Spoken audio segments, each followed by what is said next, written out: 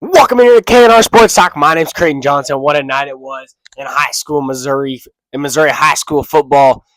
Great games all across the state as I look down scorecards, look down stat lines, look down everything.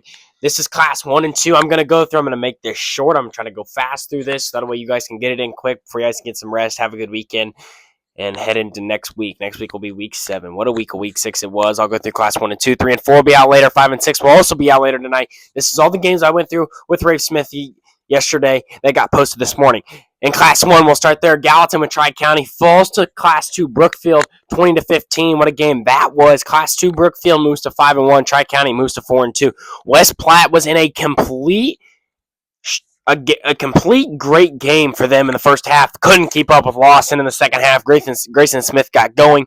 They win 51-27. They moved to 4-2 on the year. Salisbury takes down Marceline on Marceline's homecoming, I believe. Marceline moves to 3-3. That's a 56-16 win for Salisbury.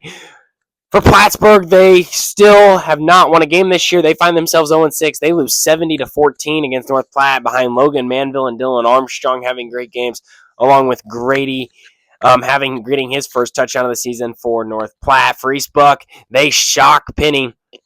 They go to Penny and win 49-14. Penny moves to 1-5 on the year. East Buck moves to 3-3.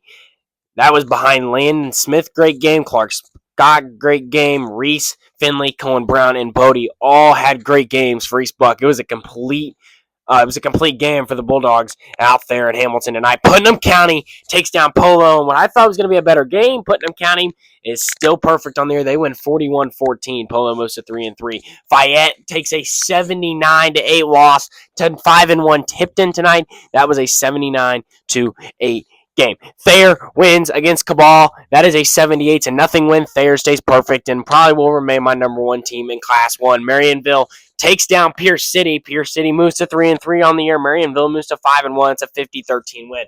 In Class 2, Blair Oak stays perfect and will probably remain my number 1 team in Class 2. They win 52-10 tonight against Blue Valley Southwest.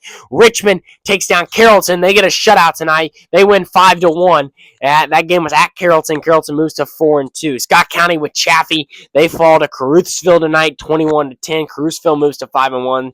Scott County moves to 4-2. That's a Class 3 school. Warsaw shuts out Eldorado Springs. That was a great game. Warsaw stays perfect this year. They moved to 6-0, a 48-0 win for them. Lather falls to Mid-Buck behind a phenomenal game from Creighton House.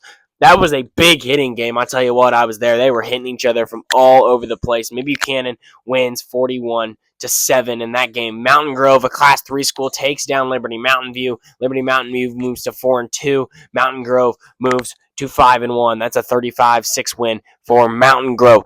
Lamar loses to Nevada 27-7. I told you if they could win that game, it would be huge. They couldn't get the job done. They moved to 3-3. They will most likely be dropping in my rankings this week. And to cap off classes 1 and 2, Monroe City defeats Palmyra with a pair of 4-1 teams. Monroe City moves to 5-1. Palmyra moves to 4-2. Great games in class 1 and 2 this week. 4 and 5 3 and 4, will be out soon. 5 and 6 will also be out tonight. Thank you guys for joining us on KNR Sports Talk. We will see you next time.